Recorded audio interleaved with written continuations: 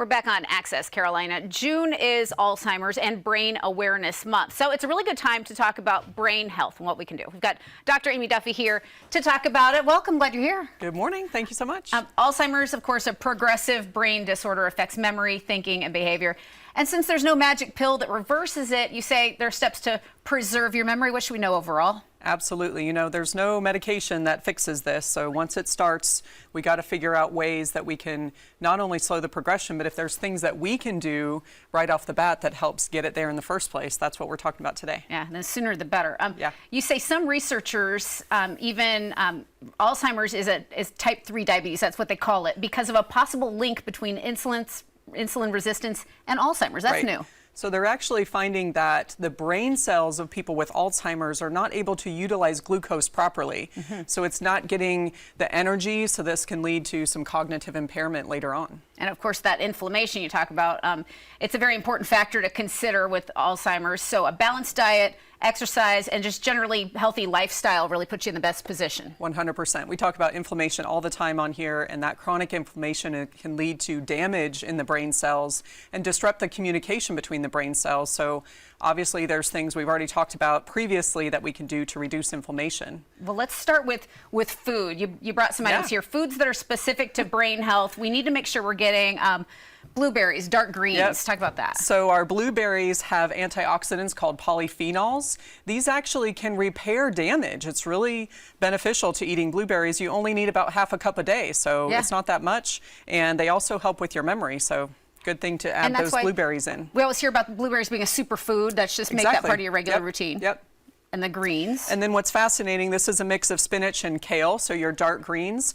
There was recently a study that talked about the difference between people who eat more dark greens versus those who don't. They did brain tests, and the people who eat more had brains that appeared to be 11 years younger than those who didn't eat that. So do you want your brain to be 11 years younger? I'm ordering a spinach That's salad not with too blueberries. hard. That's for sure. 100%. We also hear a lot about fish. People know about the omega-3 fatty acids, but it's also important that we're looking for wild-caught fish. They're not all the same. Right. So farm-raised fish actually have a lot of chemicals in it that are going to lead to that inflammation. So what you want is wild-caught. So fish in general is really high in the omega-3s. That actually reduces inflammation and improves that communication between your brain cells. So eating fish is really important. The best thing you can do is eat sardines. But who really wants to eat sardines every day? Not everybody. I do have a few people that do that.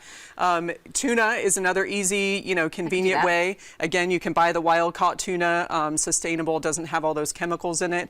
But if you're not a big fish eater or you don't want to take the time to cook fish on a regular basis, then making sure you have a really good quality fish oil supplement is another way. Okay, and then I like for dessert at least, we're going to have some dark chocolate, right? What is dark chocolate going to do? Well, another antioxidant that we talk about is called flavanol, and flavanols actually increase the blood flow to your brain cells. So that's going to bring more oxygen, more nutrient delivery, but make sure that it's dark chocolate. Okay, and it improves mood, it helps to eliminate stress? Yeah, so dark chocolate increases serotonin, and we know serotonin helps to improve your mood as well. So make sure you're getting that more than 70%, otherwise it's just candy, leading to sugar, leading to the insulin resistance, inflammation, all that kind of stuff. So a little bit of dark chocolate goes a long way. We also talk regular exercise as a way to combat Alzheimer's, and you point out, simply walking is a very powerful thing.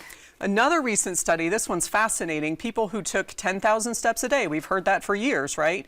Decreased their risk for dementia by 51%. That's astounding. There is 0 pills that can do that. So, easy ways to measure. People are wearing their smartwatch. I actually have a ring.